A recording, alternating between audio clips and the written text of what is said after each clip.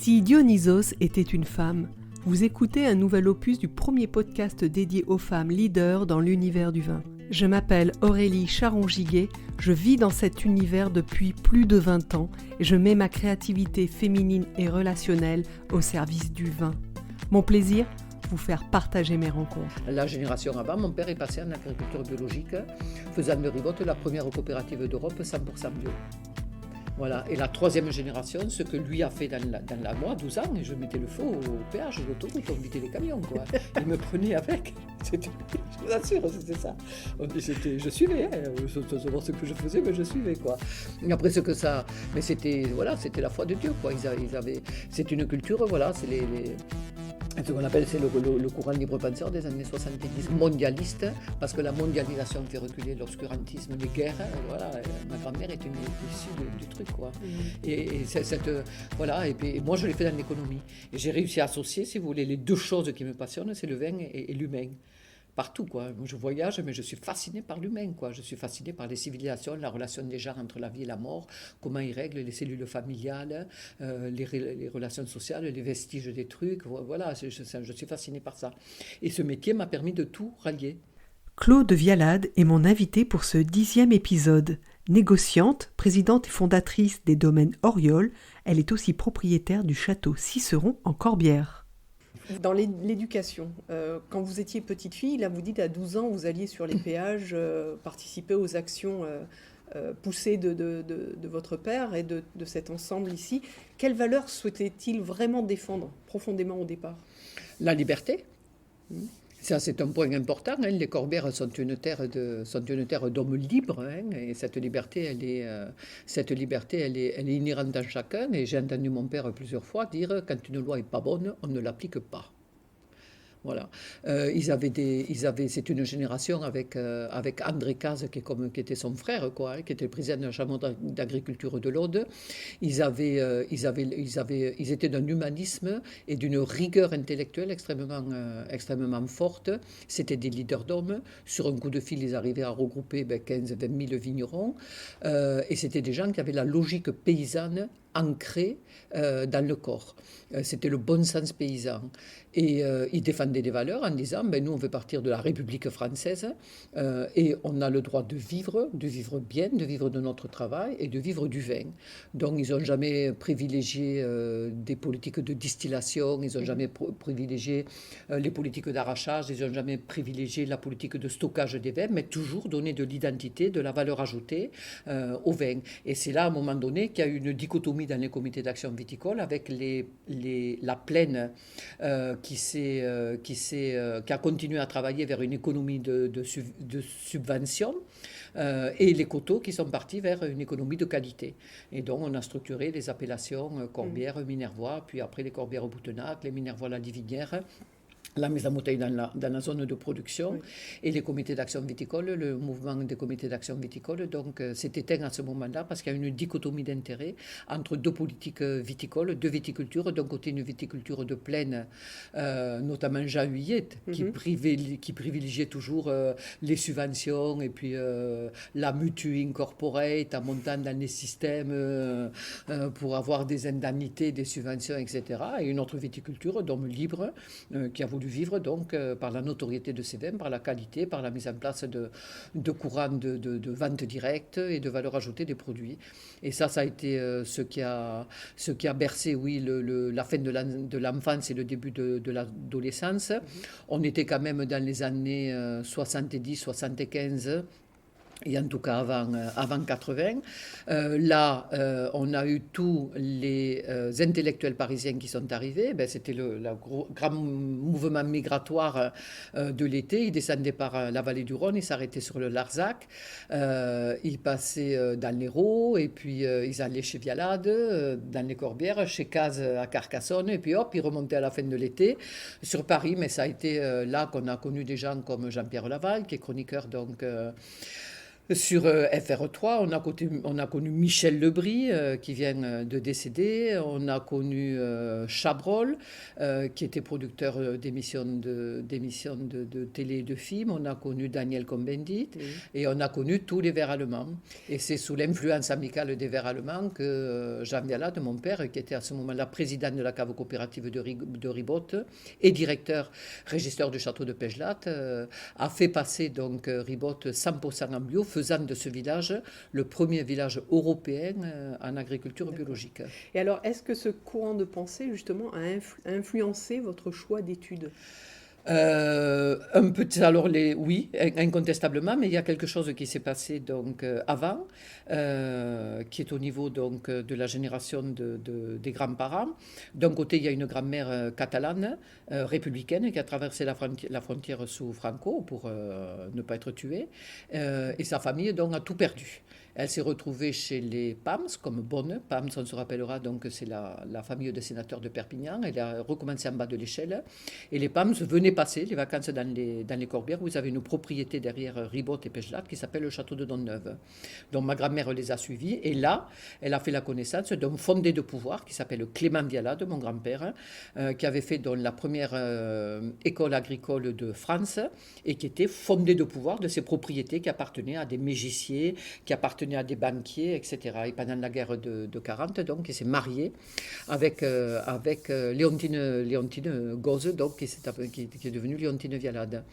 Les relations entre les patrons et les salariés étaient totalement différentes de ce que ça peut être maintenant.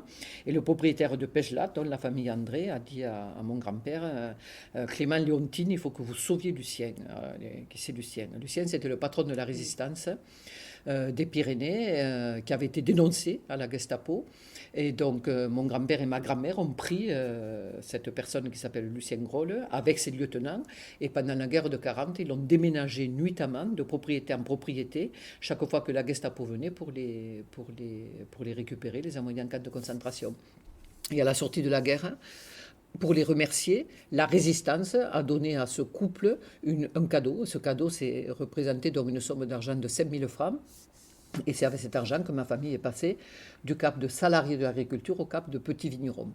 Mon grand-père et ma grand-mère ont continué à gérer ces propriétés, dont les vignes de Montmija, qui sont les quelques parcelles qu'ils ont achetées sur Ribotte, sont passées à la cave coopérative. Deuxième génération, c'est celle de mon père, Jean Vialade. Donc, on appelle ça un intellectuel organique, mais quelqu'un qui avait le bon sens paysan, qui a profité des apports intellectuels de ma mère, parce qu'on est dans des systèmes qui sont des systèmes de matriarcat, même si ce n'apparaît pas. Mon père, sans Juliette Vialade, n'aurait pas existé. C'est elle qui lui faisait ses discours, c'est elle qui le portait, qui lui a permis d'exister comme il a fait. C'était un couple, ce qu'on appelle un couple, avec chacun une division d'activités et de territoire de compétences, mais c'était un couple. Donc Jean Vialade est devenu les comités d'action viticole. On a été contacté, on a été vraiment très proche de gens comme Claude Marty, le chanteur occitan, Mas de Brèche. De là, on a été en contact avec les minorités kanak. C'était l'époque également de l'économie alternative avec, je ne me rappelle plus comment ça, les coopératives, les SCOP qui se créaient ou autres. Donc, on a été en contact avec ça. On a créé des mouvements avec la Bretagne, avec le docteur Caro, qui luttait contre l'alcoolisme breton. On a commencé à faire des échanges entre le vin occitan et les pommes de terre bretonnes. Sachant que les Bretons voulaient se désengager des alcools forts au profit de produits beaucoup plus naturels pour lutter contre l'alcoolisme. Et donc tout ça, ça a été le creuset dans lequel j'ai vécu, ainsi que mon frère Eric. Et puis quand il a fallu après avoir ses choix au niveau de la vie professionnelle, comment on veut vivre, j'avais en même temps un amour immodéré, une passion immodérée pour le développement de ma région, une envie de voyager, de curiosité de l'humain qui est toujours intacte d'ailleurs. Et pour moi, la solution a été de faire une formation dans le commerce international. Je fais un BTS de commerce international au lycée de Mermoz. Là-dessus, donc, j'ai fait une troisième année à Supagro, qui était formation sur l'exportation des produits agroalimentaires, qui correspond maintenant à un master. Et 10 ans après, beaucoup plus tard, en formation pour adultes, j'ai fait Subdeco Paris. J'ai fait une licence de management des entreprises, gestion des entreprises. Mais ça a été 10 ans après. 10 ans après, c'était en quelle année, du coup? Je devais avoir dans les 30 ans. Donc, Oui. ouais. Parce que, donc, pour en revenir à votre cursus, votre parcours, honnêtement, bon, moi, vous, Claude, hein, vous êtes une personne qui m'impressionnait. Vous m'impressionnez par la puissance que vous dégagez et qui est vraiment présente. Et votre parcours, quand je le regarde, il y a vraiment, je pense, à partager avec nos auditeurs et nos auditrices la manière dont vous avez abordé chaque poste. Parce que c'est vraiment fantastique. En 1980, vous avez été directrice internationale de Val d'Orbieu. Oui, ça a été donc mon premier poste. Quand j'ai fait ce master à Montpellier, donc je devais faire un stage de 6 mois à l'étranger. Donc c'était ce qui apparaît maintenant comme étant une alternance, ou c'était en tout cas une thèse qu'il fallait remettre. Et donc j'ai choisi de le faire sur le Benelux pour Val d'Orbieu. Et puis naturellement, quand j'ai passé mon examen, je suis resté au Val d'Orbieu. J'y suis resté pendant 15 ans. Là, j'ai eu l'occasion de fréquenter des personnages qui m'ont marqué, qui ont été des gourous, des constructeurs pour moi. Je vais citer notamment donc Marc Dubernay, qui m'a formé au métier au métier du vin. Il n'y a pas un vin qui rentrait au Val d'Orbieu qu'il ne dégustait. Il n'y a pas un vin qui sortait du Val d'Orbieu conditionné qu'il ne dégustait. Et donc, je me suis collé à lui pendant 4 ou 5 ans et j'ai appris le cœur de la dégustation. J'ai eu un éclatement des papilles. J'ai eu un éclatement des papilles qui me permet aujourd'hui d'avoir une efficacité dans la constitution des specs. Grâce au travail que j'ai réalisé avec Marc Dubernay, qui m'a donné une hypersensibilité sur ces métiers du vin. Val d'Orbieu, ce que j'ai fait, c'est pragmatisme. Alors, pour faire ces métiers, la première qualité, il faut avoir la santé mentale et la santé physique. Sans ça, ça ne fonctionne pas. C'est le postulat. Le deuxième postulat, il faut avoir des compétences. Ces compétences, elles ne peuvent être que techniques, parce qu'à ce moment-là, j'étais une jeune femme, dans un milieu coopératif, et je ne peux pas dire que ça m'a desservi. Au contraire, D'accord. Les compétences ont été quelque chose de positif, et le fait d'être un élément féminin fait que lors des rendez-vous, je me rappellerai toujours de des nerfs suisses ou des choses comme ça, les premières fois que je les ai visités, il y a de toute manière une qualité de relation, une civilité que les acheteurs prennent pour les éléments féminins, qu'ils n'ont pas forcément pour la génération insipide, incolore, inodore, des trentenaires et 35-enaires garçons qui sortent des chambres des écoles de commerce, qui sont tous sur le même moule, qui ressemblent tous aux mêmes choses. Donc, entre l'accent, une apparence physique qui est un peu déphasée par rapport au profil méditerranéen, et les compétences en vin, fait que l'élément d'être une femme, ça a été plus facile que d'être un homme. Mais avec les compétences techniques. D'accord. Après, vous avez donc été directrice des syndicats de l'AOP Corbière. Oui, ça n'a pas été aussi facile. Et là, est-ce que ça a été aussi évident avec les hommes, la relation Ça n'a pas été, le retrait du Val d'Orbieu n'a pas été aussi facile que ça. Val d'Orbieu, c'était un groupement de producteurs et ça s'appelle Val d'Orbieu, c'est-à-dire que c'est les gens de la vallée de l'Orbieu dans lequel je vis, à Ribotte. C'est mon père, quand j'en ai parlé avec mon père, il me disait, quand on a vu l'évolution du Val d'Orbieu, il me disait, mais Claude, c'est pas ça qu'on a voulu au départ, c'était un groupement de producteurs, c'est pas un conglomérat d'entreprises avec filtration humaine à tous les niveaux, qui fait que les producteurs ne se retrouvent plus. C'est devenu une entreprise capitaliste qui ne veut pas le dire et qui a éclaté parce qu'elle n'a pas assumé justement son côté capitaliste. Mais il en avait les larmes aux yeux. Et je suis parti du Val d'Orbieu sur une dichotomie. Parce que je n'étais plus d'accord avec le président Barsalou, quand il était capable de dire un seul groupement de producteurs de Bentimiglia à Bordeaux, c'est-à-dire de recréer dans le monde du vin ce qui s'est passé dans l'après-guerre, dans les céréales, dans la viande et dans le lait, c'est-à-dire un groupement, un système coopératif intégré dans lequel le producteur ne facture même plus, mais c'est des comptes courants, des balances et tout ça. Il proposait ça comme modèle viticole. Et je savais intuitivement et par l'expérience de l'international que ça ne peut pas correspondre à ce qu'est le Languedoc. Parce que le Languedoc, c'est une richesse d'appellation qui va des vins de table de cru, de dénomination, qui va de vins de table aux AOC, mais c'est également des caves particulières et des caves coopératives, c'est également du négoce et c'est des groupements de producteurs, et c'est également des néo-investisseurs qui sont venus dans la région. Et cette force de contradiction, de concurrence entre les projets, c'est ça qui porte la région vers le haut et qu'il fallait absolument protéger comme une concurrence positive pour la qualité, pour la notoriété de notre région. Et de vouloir faire un gros groupement de producteurs, j'étais pas d'accord, quoi. Donc à un moment donné, pour ces raisons politiques, j'ai dit non. Le deuxième clone qui m'a fait dire non, c'est de dire, ça fait 15 ans que tu es dans cette boîte, et si tu limites ta construction intellectuelle à la connaissance d'un seul modèle d'entreprise, tu vas te scléroser. Donc j'ai voulu aller à l'extérieur pour apprendre encore. Et le troisième point, c'est un point tout à fait personnel, j'ai des jumeaux. À ce moment-là, donc, j'ai accouché en décembre. En avril, j'étais en Floride, quand même. Et tout d'un coup, quand les enfants ont eu 4 ans, ça s'est passé en un quart d'heure. Leur père et la nounou les tenaient. Je partais en déplacement, je ne sais pas où. Et j'ai vu 4 petites jambes, 4 petits bras qui ont braillé dans les bras de leur père et de leur nounou en appelant maman. Et là, mon cœur s'est coupé. Et j'ai dit, je ne peux pas passer à côté de ça. Et j'ai pris un travail sédentaire. Le mix de ces 3 éléments, qui est des éléments politiques, des éléments de construction intellectuelle et le rôle de maman, fait que j'ai changé de job. J'ai voulu ramener au collectif ce qui m'avait apporté. Là, j'avais déjà vécu l'expérience des États-Unis, de Napa Valley, des choses comme ça. Et donc...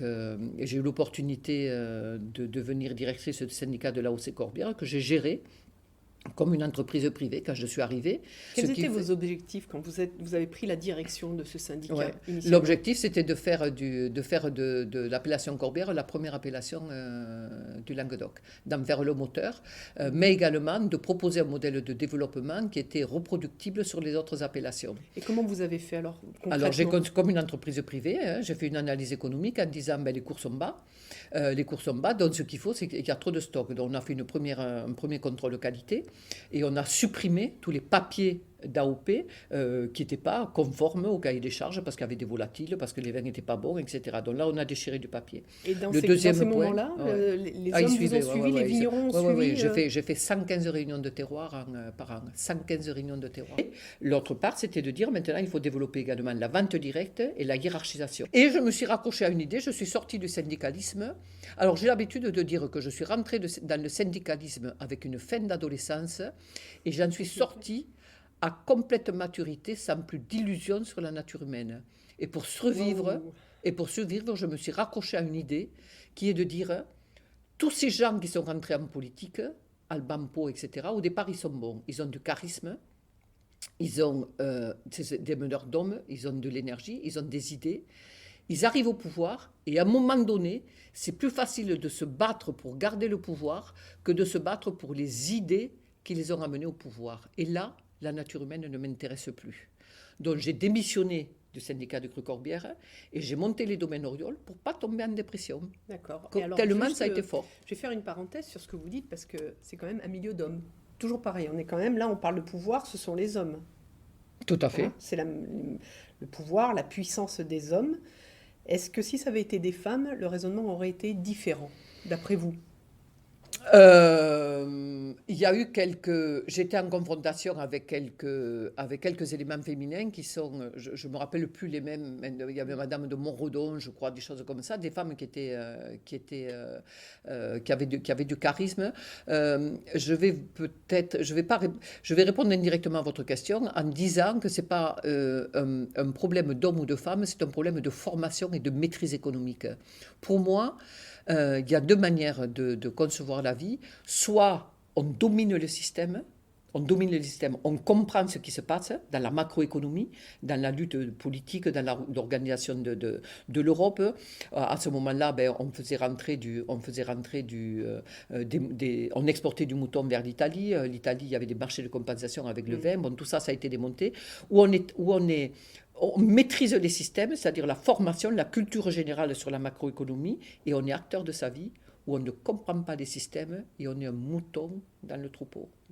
Et ce qui manque au Languedoc, c'est les élites intellectuelles. Et les gens qui sont montés par la Mutu Incorporate, malheureusement, n'ont pas été formés. Et donc vous dites que vous avez abandonné justement l'aspect syndicaliste et vous avez créé les domaines Auriol. Tout Alors à fait. qu'est-ce qui a justement motivé cette création ? C'était, vous dites, pour ne pas partir en dépression par rapport à cette expérience, vous vouliez prouver qu'il y avait quelque chose à faire, c'est ça ? Révéler Globalement, c'est plus simple que ça. J'ai ramené donc 15 ans dans la coopération avec Val d'Orbieu. C'est les années de construction, ça a été magnifique, quoi. J'ai ouvert le bureau en Angleterre, aux États-Unis, à Hong Kong, en Allemagne. C'est les années de construction avec des personnages forts qui sont Yves Barsalou. J'ai parlé de Marc Dubernay. Je pourrais citer Jean-Paul Berthoumieux avec son humanisme et ses compétences professionnelles. Tout ça, ça m'a formé. Donc, j'ai ramené au collectif ce que le collectif m'avait apporté pour développer ma région. Et ce que je n'ai pas pu faire au niveau collectif, je l'ai fait au niveau individuel. J'ai juré, parce qu'à un moment donné, c'est devenu une bataille politique. Il y a eu un deuxième syndicat qui s'est créé. Des femmes comme Martine Pasquier-Meunier a pris la présidence de ce deuxième syndicat. Donc ça a été tout à fait admirable comme émergence d'individualité et d'individualité féminine. Et à un moment donné, j'ai dit, en tout cas, la liberté de penser, c'est l'indépendance. Et l'indépendance... La liberté de penser, oui, c'est l'indépendance. Et l'indépendance, c'est économique. Je n'aurai jamais plus de patron. Et j'ai monté les domaines Auriol pour ça. Et pour continuer dans cette vocation qui est de dire qu'a besoin le Languedoc. Le Languedoc a besoin de quoi ? De donner de l'identité au vin, de la valeur ajoutée, de l'exporter pour faire rentrer des devises et permettre aux petits vignerons d'améliorer leur statut. Et en améliorant leur statut, ils vont rester en milieu rural et ne plus... alimenter ce filet ininterrompu de gens qui s'en vont faire prospérer les grandes villes dans leur complet anonymat, etc. D'accord. Et alors justement, dans cette création des domaines Auriol, est-ce que vous pourriez présenter les domaines Auriol ? Oui. Les domaines Auriol, c'est une entreprise familiale, c'est une entreprise qui a été créée dans les années 2000 et qui est une histoire d'amitié. C'est une histoire d'amitié, c'est après, je suis sortie, vous l'avez compris, du syndicalisme, j'étais fracturée au niveau de mon cœur était fracturé par la marginalisation de mon propre milieu et par mes propres amis, quoi, par mes supérieurs hiérarchiques qui m'ont lâché, ce qu'on ne fait jamais, c'est une trahison que j'ai vécue comme un déchirement. Et j'ai appris qu'il fallait savoir tendre la main, et j'ai tendu la main à un garçon qui était du Carcassonnais, qui s'appelle Bernard Perelaille, qui était le directeur de l'UCOAR. Parce que quand on monte une société, il me fallait des produits qui soient originaux, il me fallait un ADN de produits originaux. J'étais fascinée par les métis. Les métis, c'était l'Arine Arnois, c'était les Giadola, c'était le Porta et bien entendu le Marcelin. Et personne ne s'occupait de ces vins du sud-ouest, qui étaient du sud-ouest du Languedoc, qui était un peu plus continental, dans lequel il y avait beaucoup de fraîcheur, beaucoup d'acidité. Et je suis allée voir l'un des directeurs de la cave coopérative de Routier. Elle me dit, c'est bien Claude de venir nous voir, etc. Il faut que vous rencontriez nos patrons. Voilà. Il m'a fait rencontrer donc Bernard Perelaille et son président, qui était Roger Guittard à l'époque. Et ça a été une très belle leçon d'amitié pendant que j'étais seule donc, au château Saint-Auriol, dans mes solitudes. Désespéré. Chaque mois, il me Saint-Auriol, c'est-à-dire c'est une propriété que j'avais, une propriété qui était sous la Grâce. On va en parler dans 2 secondes.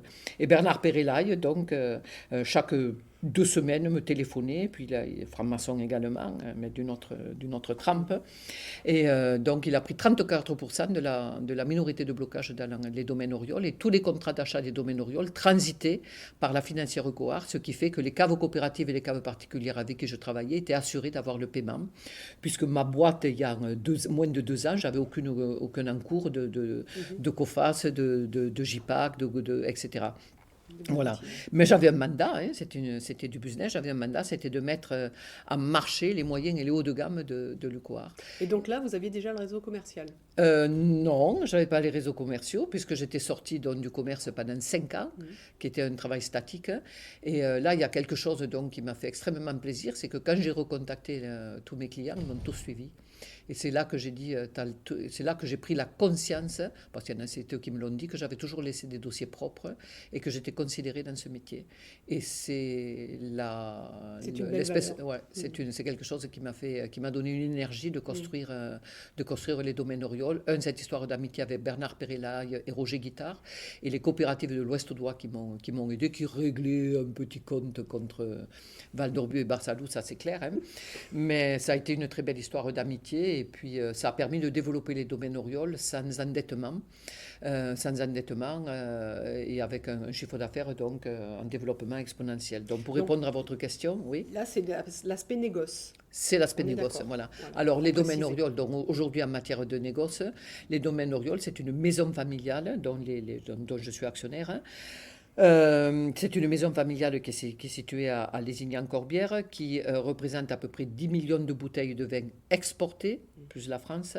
La France représentant à peu près entre 15 et 20% de chiffre d'affaires, 10 millions de vins exportés sur 70 pays à peu près, mais le cœur de lance, c'est la partie judéo-chrétienne du monde, c'est-à-dire le Benelux, l'Allemagne, le Danemark, les monopoles scandinaves, et sur la partie gauche du globe, donc toute la zone protestante, les États-Unis et Canada, avec quelques bulles qui ont été des expériences passionnantes, qui a été le Japon, et puis ça a été l'ouverture de la Chine, qui a été pour moi un phénomène aussi marquant que la découverte de Napa Valley dans les années 85.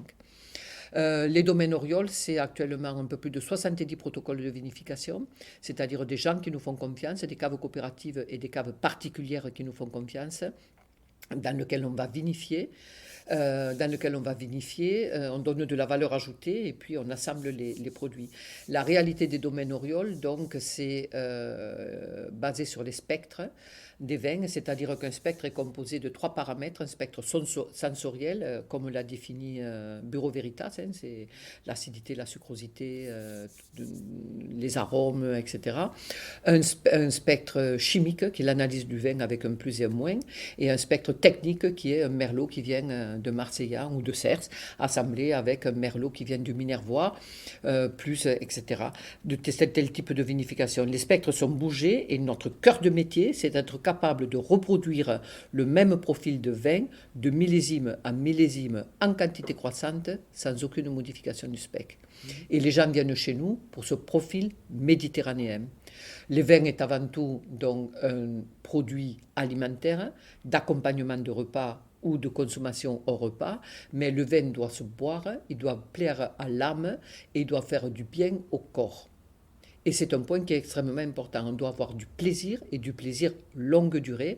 C'est-à-dire que les gens qui viennent, nos clients qui viennent au domaine Oriol reconnaissent un style de profil méditerranéen, fruits rouges et épices, et toujours des structures en finesse et en élégance, quel que soit le niveau de positionnement de prix. On ne vient pas au domaine Oriol pour avoir des vins sur la sucrosité, des 15% d'alcool, des vins surboisés, des vins surtannisés et surconcentrés. On vient au domaine Oriol pour autre chose. C'est certes moins spectaculaire, mais c'est beaucoup plus identitaire, et c'est pour ça qu'on a une clientèle qui est extrêmement fidèle. Et ces spectres, c'est vous qui les avez définis, Claude ? Je n'ai pas les compétences, je suis une généraliste, je sais ce qu'on appelle une valeur chaude, c'est-à-dire que mon métier, c'est l'art, le travail sur la matière, l'assemblage et le commerce, et je me suis entourée d'une équipe qui représente les valeurs froides en matière de finance, en matière de marketing et en matière technique. Il y a des oenologues à qui j'ai appris le métier, ma manière de voir le vin, mais qui sont beaucoup plus efficaces que moi, beaucoup plus compétents pour les traduire en technique de sélection parcellaire, en technique de vinification. Et quand les vins sont vinifiés, par contre, donc, on est un comité de dégustation, il n'y a rien qui se passe seul, qui est composé de 4 personnes, avec le fils de Marc Dubernay qui s'appelle Mathieu, Thomas Verdeil qui est directeur des achats, Bertrand qui est profiler, que je forme au métier de profiler, et moi-même, où on définit donc de manière à ce que le profil ne représente pas et les points et les qualités et les défauts d'une seule personne. Hein. C'est l'enrichissement qui nous fait avancer. Et du coup, lorsque vous avez créé l'entreprise, vous aviez déjà votre équipe pour la détermination Non, pas des tout à vins? fait. Non, c'était un one-woman show. J'étais toute seule. Ouais. J'étais toute seule. Voilà, j'étais toute seule. Non, j'étais toute seule. Mon frère m'a aidé. Il était propriétaire, donc il était vigneron au château au domaine des Terres Blanches, dont on avait loué une cave qui appartenait au directeur de la cave de la chambre de commerce de Limoux, qui était dans un domaine à côté. On stockait les palettes là. Et non, c'était de briques et de broc. C'était de briques et de broc. Et puis après, ça s'est professionnalisé. Ouais. Et vous vous êtes construit à travers les rencontres, c'est ça? À Oui, travers alors les j'ai rencontres, parlé les les relations? rencontres, j'ai parlé, alors ça, il y a eu beaucoup d'hommes, j'ai parlé, il y a eu une paire de profs, notamment M. Caserio, qui est un prof d'anglais d'une rare qualité d'intelligence de cœur, quand j'étais en fac. Il y a un prof d'économie aussi, Mme Fabre, qui était absolument unique. J'ai parlé de Marc Dubernay. Je voudrais faire un hommage particulier à Peter Sichel, propriétaire de Château Palmer, puisque l'expérience du Val d'Orbieu s'est faite avec lui. On a voulu prouver à un moment donné que les groupements de producteurs et le négoce n'étaient pas concurrents mais complémentaires, et que le Bordelais et le Languedoc pouvaient faire du très très bon travail. Et on a ouvert sur l'Angleterre un bureau qui s'appelait Peter Sichel et Val d'Orbieu Wines Limited, et l'influence de Peter Sichel sur moi a été énorme. Il m'a appris ce qu'était l'aristocratie du vin.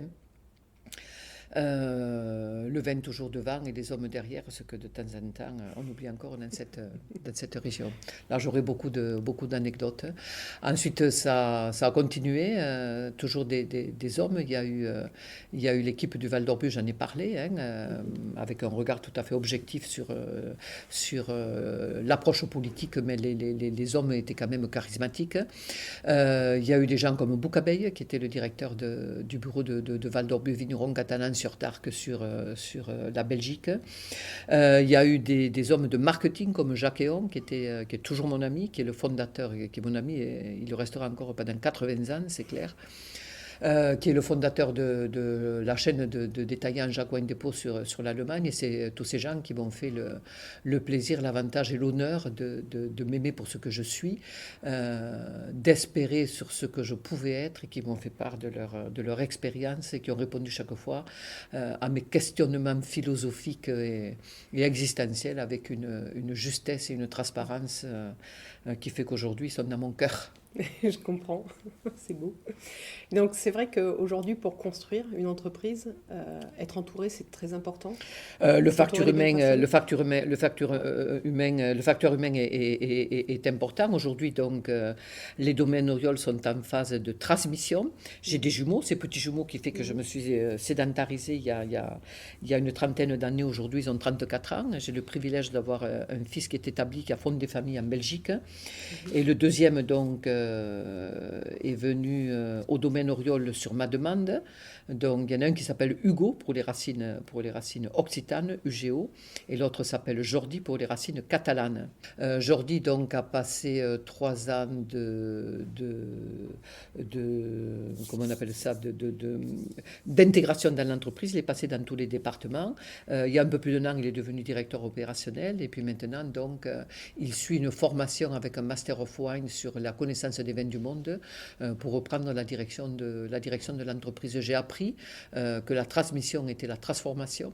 J'ai pris un coach pour accepter que cette entreprise qui a mis ses racines dans mes jambes, puis j'arrive à m'en détacher. On m'a appris également qu'il fallait que j'ai un deuxième socle pour continuer à exister en dehors des domaines Oriol, et puis qu'il fallait que j'accepte donc ce que je pouvais faire en un quart d'heure, d'autres passe plus de temps à le faire. Mais c'est ce que je voulais, c'est le dossier que je porte qui est certainement le plus sensible et le plus fort. On a le temps, c'est l'intérêt, on a le temps de le faire.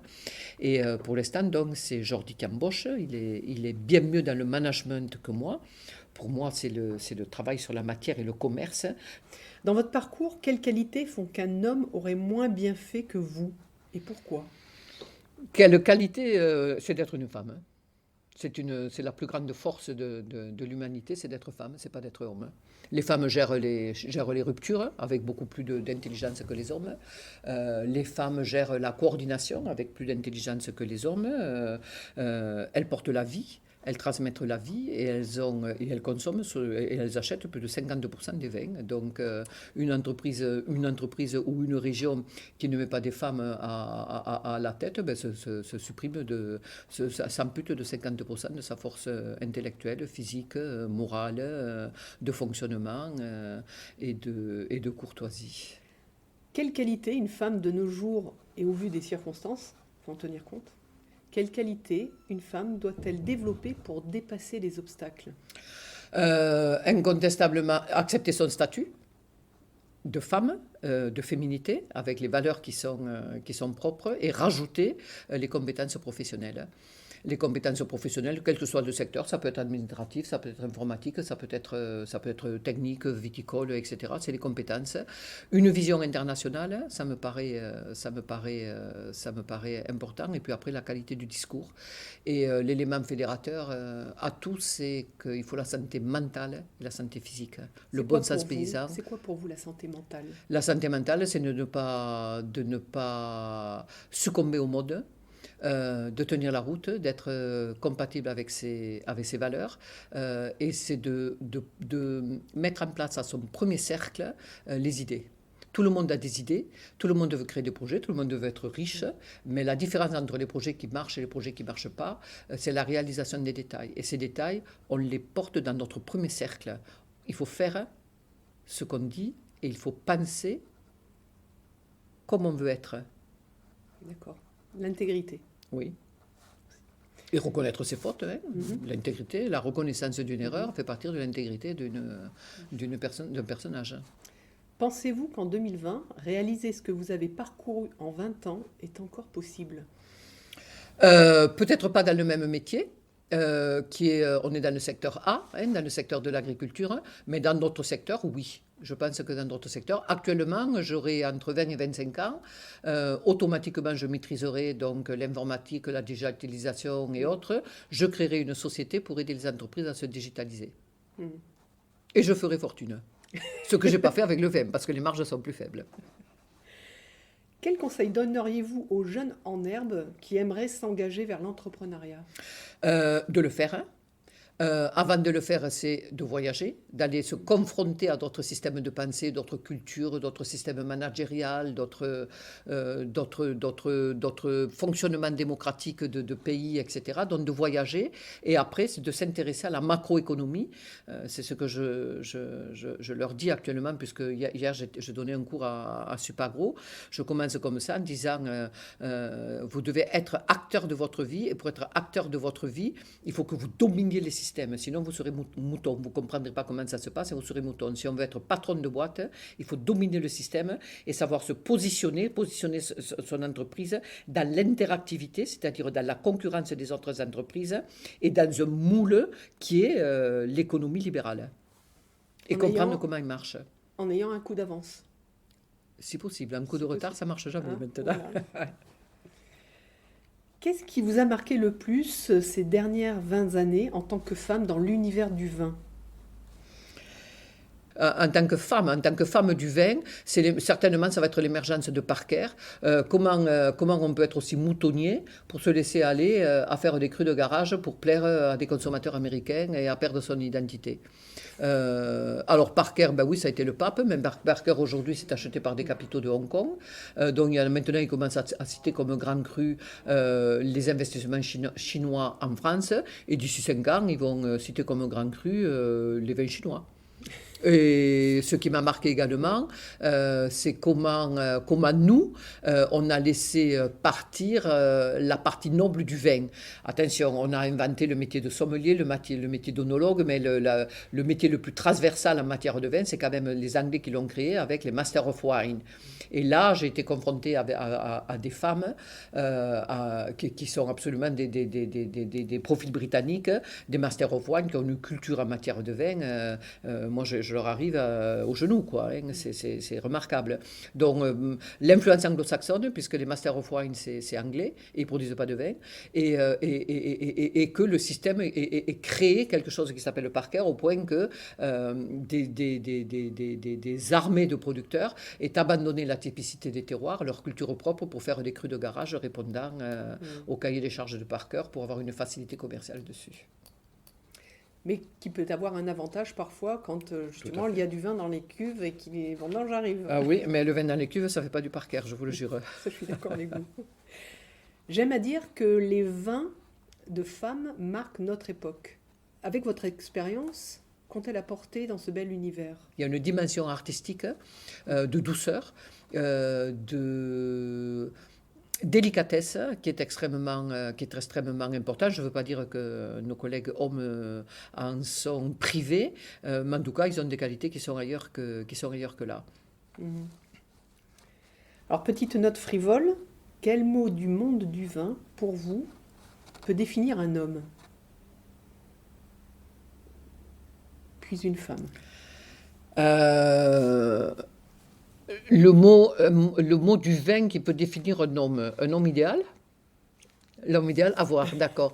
Je dirais structuré et exprimant son terroir. D'accord. Et pour une femme?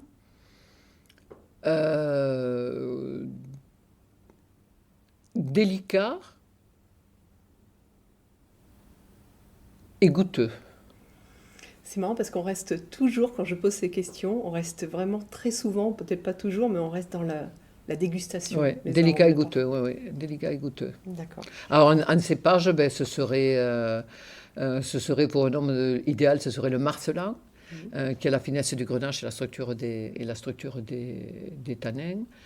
Et la structure du vin, et pour une femme, ce serait quelque chose autour d'un assemblage, parce que c'est toujours beaucoup plus complexe, entre le Sauvignon et quelque chose comme la Marsanne, quelque chose comme ça.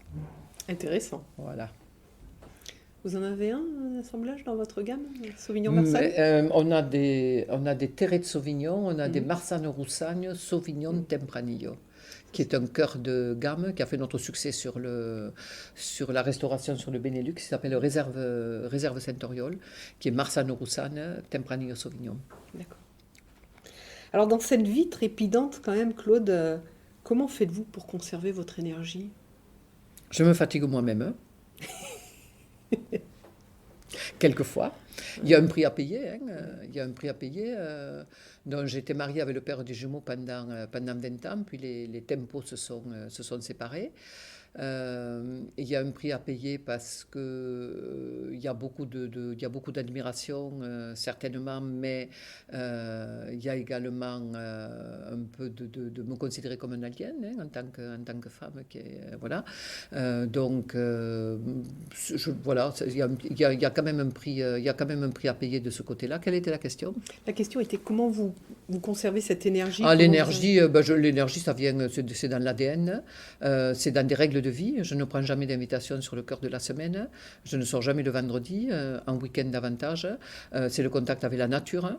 L'eau est ma thérapie, donc j'ai équilibré, je vis entre un lieu de vie qui est à Cicéron, qui est un endroit qui est écologique, qui est une bonbonnière d'écosystèmes protégés et Cadaqués avec la mer. Je fais du sport, on est un groupe de trois femmes, maintenant on est 4 amis avec la coach où on fait du pilate 2 fois par semaine. Je fais 10-12 km le samedi et le dimanche en marchant. J'ai une famille aimante, l'amour est une clé. J'ai un niveau... Oui. L'amour je suis dépressive. Je prends l'amour comme une éponge. J'ai une famille qui est aimante, j'ai un groupe social qui est aimant, solidaire, qui porte et que je porte, c'est l'intelligence du cœur. Dans ce métier, je l'ai dit, il faut la santé mentale et la santé physique. Je me fais suivre par une coach. Il y a une discipline physique et une discipline intellectuelle à avoir. Les doutes. Les obstacles. C'est humain d'avoir des doutes, de douter. Avec toutes ces ascensions, ces entreprises, ces postes de direction, comment est-ce que vous arrivez à les surmonter? Qu'est-ce qui vous permet de les dépasser? Là, on est un petit peu dans l'aspect leadership et psychologique. C'est pour parfois expliquer aussi aux auditeurs, aux auditrices, c'est comment, lorsque on est chef d'entreprise, on est mère, et on a des idées, on a des convictions, on a des employés. Lorsque l'on a des doutes, comment fait-on pour les dépasser? Les doutes, ils existent partout, hein. Je ne suis, enfin, il faut savoir que j'ai appris à parler en public à 40 ans. J'étais, dû à ma taille ou un truc comme ça, j'étais d'une timidité maladive, quoi, hein. Je me suis violée en permanence pour arriver à parler en public. Voilà, c'est pas facile, quoi. Il faut se transcender, hein. Il faut être capable de se transcender. Les doutes, je les ai eus donc au moment de la formation du spectre d'adulte, quoi. Et qu'est-ce que je vais faire de ma vie, où je vais vivre. Donc je voulais vivre en milieu rural sans pour autant de faire concession à un certain niveau de vie. Donc ça a été le vin qui a été mon moteur, mais j'ai eu peur. Quand vous dites que vous avez eu peur, J'ai eu peur de ne pas réussir. d'accord. J'ai eu peur de ne pas réussir, c'était compliqué parce que dans les années 80, donc, le Languedoc était un peu considéré comme une région en voie de développement pour la tout à fait. viticulture, quoi, hein. Après, les premières fois que je suis parti sur les États-Unis, j'étais à New York, j'ai regardé les rues et les choses comme ça, j'ai dit mais comment tu vas faire pour entrer du vin là-dedans, quoi, hein. Voilà. Et après, quand je suis sorti du Val d'Orbieu, j'ai dit mais c'était bien, c'était un fauteuil avec accoudoir. Tu reconnais que tu vas limiter ta formation à une seule expérience d'entreprise, donc il faut en sortir. J'ai besoin de socle pour fonctionner. Les périodes de transition, je les vis mal, donc j'ai mal vécu ça. La sortie du syndicat du Cru Corbière, je l'ai vécu avec passion et technicité, bien entendu. Les 5 ans de construction, quand je suis sorti, j'étais cassé complètement. Et là, il y a quelques années, quand je suis arrivé un peu au maximum des domaines Auriol, on était autour de 8-9 millions de bouteilles, j'ai dit comment je vais faire. Voilà. Et les réponses, bien, je viens vous les dire. J'ai appris qu'il fallait tendre la main vers les autres. J'ai appris qu'il fallait se former. Donc, je vous ai dit que j'ai fait une licence, c'était Subdeco Paris, j'ai fait ça, j'avais 30 ans pour apprendre, c'était la modification du plan comptable. Chaque année, je fais 7 ou 8 journées de formation avec l'AREA, l'association régionale des entreprises agricoles. Donc, il y a des cycles de management, je discute avec des gens. Je vous ai parlé quand j'ai monté les domaines Auriol, je suis allé voir Bernard Périlaille. Quand j'ai eu des doutes existentialistes, voilà, je suis allé voir Jacques Héon qui m'a aidé. Voilà, j'ai appris mon métier du vin avec Marc Dubernay. Peter Sichel a été un de ces hommes qui m'a marqué également. C'est d'aller prendre des compétences ailleurs. Il faut aller prendre des compétences, il faut aller parler ailleurs. Il faut aller parler. Il faut parler. Et ne pas hésiter. Il ne faut pas hésiter. Il ne faut pas avoir honte. On est dans la limite de notre corps. On est dans la limite de notre corps avec nos forces, nos faiblesses. Nos forces et nos faiblesses, quoi. Et les compétences et les non-compétences. Voilà. Moi, j'ai compris que j'étais une valeur chaude, c'est-à-dire je parle, je fais les assemblages et je fais le commerce. Et puis derrière, il me faut du marketing, il me faut des financiers, des choses comme ça. Je n'ai aucune appétence pour ça. Mais je ne peux pas vivre sans ça. Et aujourd'hui, Claude Vialade,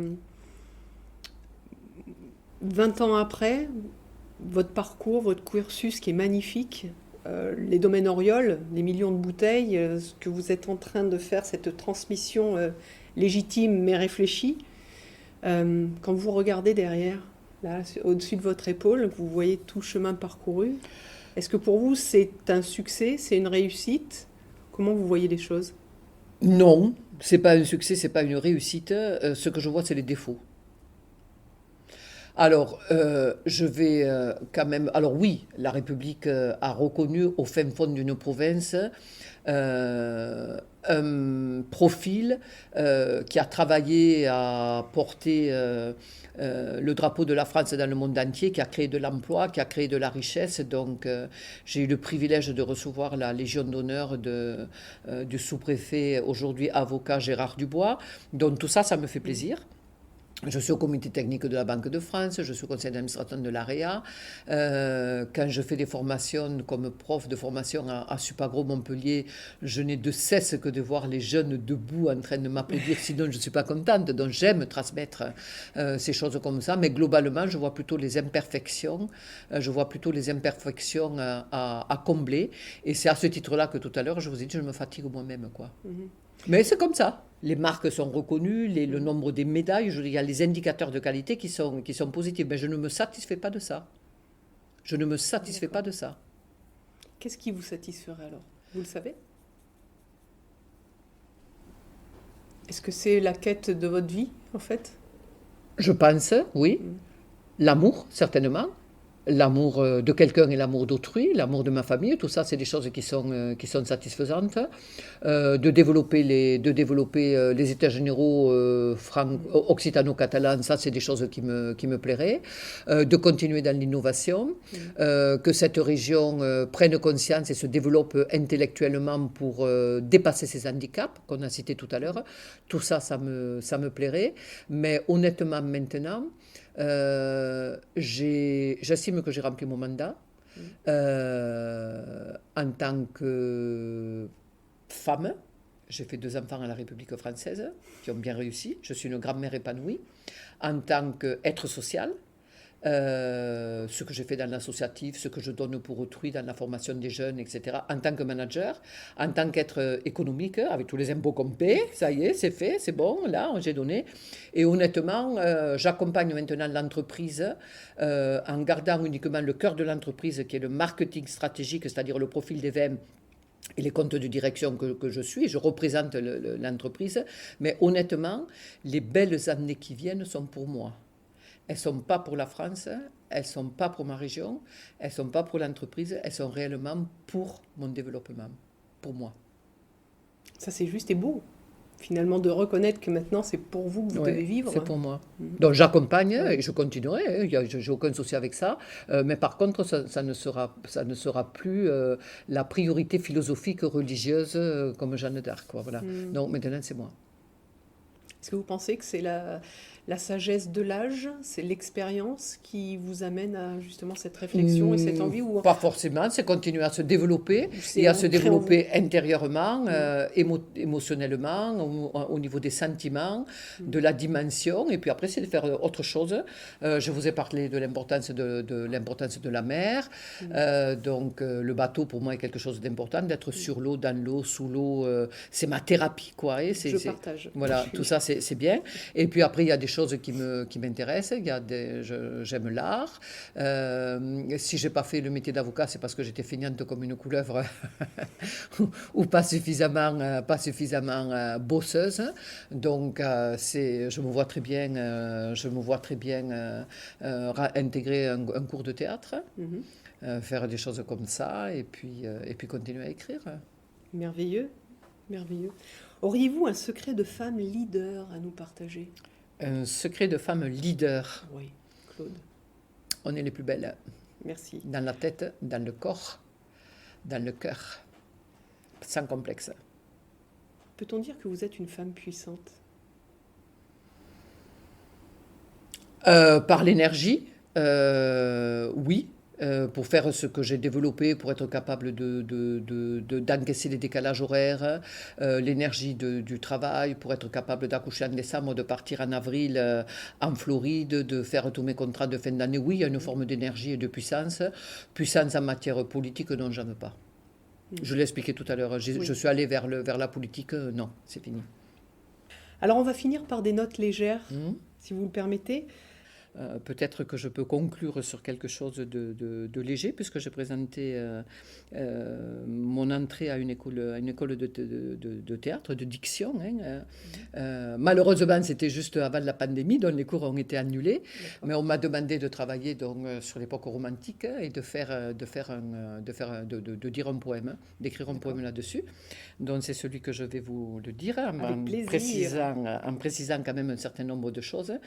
C'est que l'ensemble des gens qui postulaient devaient avoir 30 ou 40 ans de moins que moi, et puis il fallait que je mette le paquet. Donc, Vous avez eu la pression ? Non, moi je me suis mis la pression, et puis de toute manière c'est une pression positive. Oui. Donc c'est quelque chose, c'est un texte qui est romantique avec une petite puissance érotique qui était pour faire pencher l'ensemble des gens vers moi. Ça s'appelle Ode aux bisous. Monsieur le gentilhomme, vous êtes trop bon. Voilà un cadeau pour le peu original. 1000 kilos, dites-vous. 2 bisous. Mais voyons, ces bisous mis bout à bout ne formeraient-ils pas un chapelet fort peu biblique, comme cette jolie chaîne de perles rouges dont vous honorez votre cou?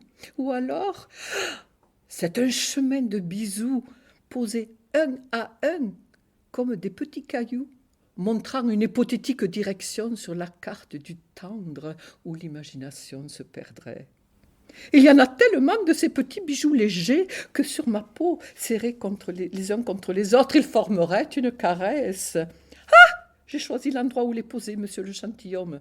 Après tout, ils sont à moi, grâce à votre infinie générosité. Oh, vous êtes bien un gentilhomme.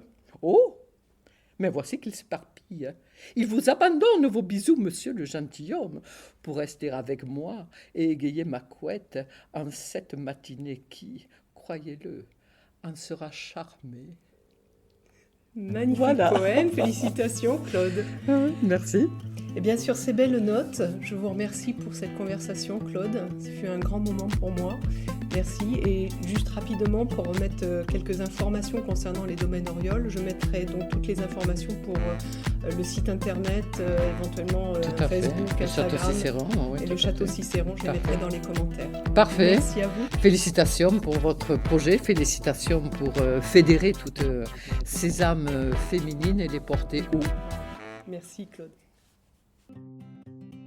Voilà, c'est la fin. Toute ma gratitude à mon invité et à vous, chers auditeurs. Pour faire vivre ce podcast, pensez à partager, liker, commenter. Ceci est un podcast natif, indépendant et libre. Je compte bien l'étoffer par de nouvelles rencontres et aussi et surtout grâce à vous, chers auditeurs, chers followers. À très vite pour de nouvelles écoutes.